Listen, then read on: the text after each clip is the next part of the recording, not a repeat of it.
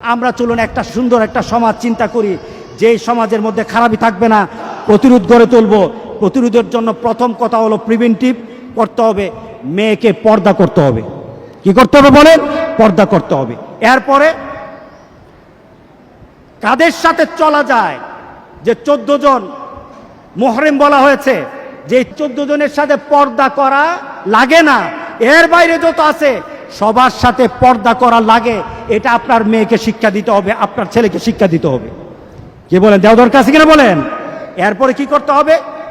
আপনার মেয়ের ফ্রেন্ড থাকবে, বন্ধু থাকবে, কিন্তু বন্ধুটা হবে মেয়ে।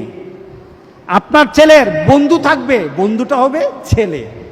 মেয়ের কোনো ছেলে বন্ধু থাকবে না, ছেলের কোনো মেয়ে বন্ধু থাকবে না। এটাকে আপনি সার্চ করে বের করতে হবে আপনার ছেলের বন্ধু কারা। ঠিক আছে কিনা বলেন? আপনার মেয়ের বন্ধু কারা বের করতে হবে।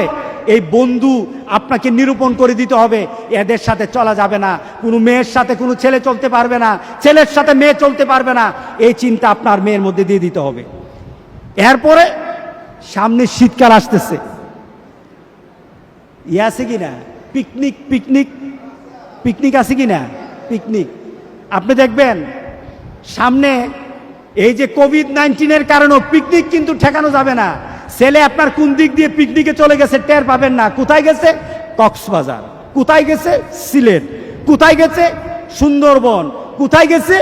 ওই যে কুমিল্লা বার্ডের এখানে চলে গেছে। সাথে কে আছে? ছেলে আর মেয়ে, কতগুলি একসাথে কলেজ আর স্কুলের মেয়েরা গিয়ে চলে গেছে। আছে কিনা বলেন? এগুলি প্রতিরোধ করতে হবে। আপনার ছেলে ঘর থেকে বের হওয়ার সময় জানতে হবে কোথায় যাচ্ছে। আপনার মেয়ে ঘর থেকে কখনো আপনার অনুমতি ব্যতীত বের হতে পারবে না। করেন পিকনিক নামে কোনো জিনিস তাদেরকে দেওয়া যাবে না। রাজি আছি তো সবাই ইনশাআল্লাহ? আপনার ছেলের ব্যাপারে করেন। এরপর কি করতে হবে? ওরা বলে আমরা স্বাধীন চাই, স্বাধীনতা চাই, আমরা স্বাধীন হতে চাই। কি স্বাধীন হতে চাও? মন যা চায় তাই করব। তোমার মনের মালিক তুমি না, তোমার মনের মালিক আল্লাহ। কথা ঠিক আছে কিনা বলো? এই চোখকে কিভাবে কন্ট্রোল করতে হবে? রাসূল সাল্লাল্লাহু আলাইহি সাল্লাম বলেছেন, কাল হাসুরের দিন কিছু লোককে আল্লাহ সুবহানাহু ওয়া তাআলা জেনার কাতারে দাঁড়া করাবে। কিসের কারণ? হাতের কারণ। জেনা করে নাই, জেনার দিকে হাত বাড়িয়েছে। চোখ দিয়ে জেনা করেছে, পা দিয়ে জেনা করেছে, তার মুখ দিয়ে জেনা করেছে, কিছু জেনার কথা শুনেছে। এই সব কিছু হাদিস আছে।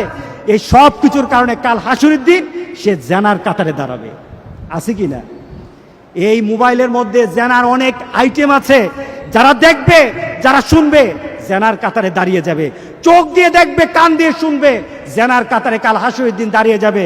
বলেছেন মুহাম্মদুর রাসূলুল্লাহ সাল্লাল্লাহু আলাইহি সাল্লাম। মনে মনে রাসূল বলেছেন, শুধু তাই নয়, মনে মনে মনে মনে চিন্তা করো, পাশের বাড়ি কারোর সাথে যদি একটু মিলতে পারতাম, কাছের বাড়ি কারোর সাথে যদি একটু সঙ্গোপনে বসতে পারতাম, পাশের বাড়ি কারোর সাথে যদি পীড়িত করতে পারতাম, ভালোবাসা করতে পারতাম, মনে মনে চিন্তা করলা, তোমার ঘরে ঘরে ঘরে বসে চিন্তা করলা। রাসূল সাল্লাল্লাহু আলাইহি সাল্লাম বলেছেন, এটা তোমার মনের জিনা। এটা কিসের জিনা? মনের জিনা। এই চিন্তা আপনার আমার সন্তানকে যেন আল্লাহ দান করে দেন। এই জেনার হদ যেটা আছে, আল্লাহ যেটা বলেছেন, এই হদ আমাদের চালু করা দরকার। আছে কিনা বলেন? আছে কিনা বলেন? কেন? চরিত্রবান সন্তান, যেই সন্তানের রাসূল সাল্লাল্লাহু আলাইহি সাল্লাম বলেছেন, আমার উম্মতগুলি হবে তারা হাজারা থেকে সানা থেকে হাজারা মাউত পর্যন্ত একটা মেয়ে তার সৌন্দর্য, তার সকল অলংকার, সকল কিছু নিয়ে রাতের বেলা হেঁটে যাবে। একটা যুবক তার পাশে দিয়ে হেঁটে যাবে, দুজনের সাথে সম্পর্ক হবে। লা ইয়াখাফু ইল্লাল্লাহ। বলেন লা ইয়াখাফু ইল্লাল্লাহ। তাদের কলিজায় একমাত্র ভয় হবে কার? আল্লাহ। আল্লাহু আকবার, আল্লাহু আকবার, আল্লাহু আকবার। দরকার আছে কিনা বলেন? আমি এই ধরনের মানুষের জীবনটাকে আমি কোনো কল্যাণের মনে করি না। যেই মানুষটা তার প্রত্যেকটি মুহূর্তে, প্রত্যেকটি কাজে আল্লাহ এবং রাসূলের নীতি মানতে পারে না, এই লোকটাকে আমি কল্যাণকামী মানুষ মনে করি না। আল্লাহ আমাদের সবাইকে বানিয়ে দিক। প্রথম কথা হলো পর্দা। প্রথম কথা কি? আপনার মেয়ের পর্দা দরকার আছে কিনা বলেন? আছে কিনা বলেন? কুল্লিল মুমিনিনা ইয়াগুদ্দু মিন আবসারিহিম কুল্লিল মুমিনাতি ইয়াগুদুনা আবসারিহিন্না। আল্লাহ বলেছেন, যুবকদেরকে বলতেছেন, পুরুষদেরকে বলতেছেন, নারী দেখেছো? চাইয়া থেকো না। ফতুয়া কি? একবার তাকাইলে অসুবিধা নাই, তোমার এই ফতুয়া কাজ হবে না, একবারও তাকাতে পারবে না। তোমার সামনে নারী আছে, চোখটা নিচের দিকে নামিয়ে দাও, তোমার চোখটাকে আল্লাহ সুবহানাহু ওয়া তাআলা জান্নাতে ঢুকিয়ে দিবে। প্রত্যেকটি যুবক এই চরিত্রের হও।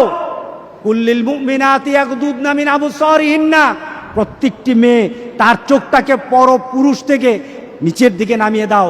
রাসূল সাল্লাল্লাহু আলাইহি সাল্লামের সামনে একটা লোক আসলো, পুরুষ লোক আসলো। পুরুষ লোকটা অন্ধ ছিল, পাশে ছিল মহিলারা তখন দাঁড়ানো, তাদের মুখের নেকাব খোলা ছিল, তারাও স্বাভাবিক ছিল, তাদের চোখগুলি স্বাভাবিক গতিতে ঘুরতেছিল। রাসূল সাল্লাল্লাহু আলাইহি সাল্লাম মহিলাদেরকে বললেন, চোখগুলি নামাও, চোখগুলি নামাও। ইয়া রাসূলুল্লাহ, সে তো অন্ধ, আমাদেরকে দেখে না।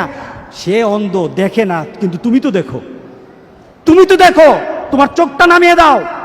এটা কার কথা? মুহাম্মদুর রাসূলুল্লাহ। নীতিটা কার? যেটি বলেন নীতিটা কার?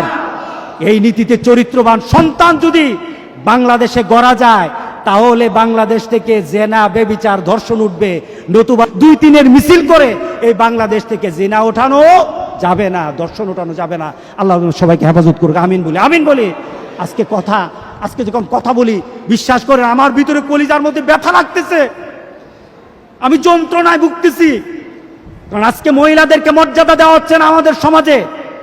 আবার এক শ্রেণীর যারা ইসলাম বুঝে না, ইসলাম মানে না, ইসলামের নীতি জানে না, আল্লাহ রাসূলকে কোনো ধরনের তার আদর্শ বানায় নাই, এই নীতিগুলি শাহবাগে দাঁড়িয়ে বলে মোল্লাদের যত দোষ, দর্শনের জন্য কার দোষ?